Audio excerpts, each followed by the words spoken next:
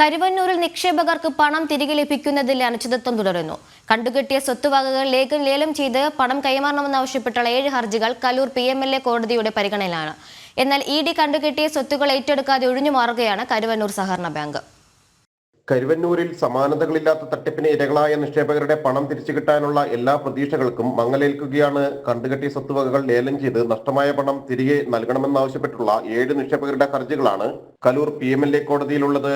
1 വർഷത്തിലധികമായി ഹർജിയിൽ ഇതുവരെ തീർപ്പായിട്ടില്ല. കരുവന്നൂർ കള്ളപ്പണക്കേസിൽ അന്തിമ കുറ്റപത്രം സമർപ്പിച്ചതിനു ശേഷമേ കോടതിയിൽ വിശദമായ വാദങ്ങൾ നടക്കുകയുള്ളൂ. നിക്ഷേപകർക്ക് പണം തിരിച്ചു കിട്ടാനുള്ള എല്ലാ നീക്കങ്ങളോടും പൂർണ്ണമായും അനുകൂല സമീപനമാണ് EDക്ക്.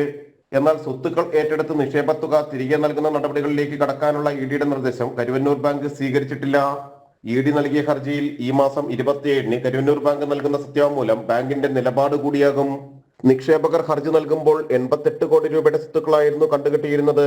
നിലവിൽ കണ്ടുകെട്ടിയ സ്വത്തുക്കളുടെ മൂല്യം 128 കോടിയാണ്. ജനം, കൊച്ചി.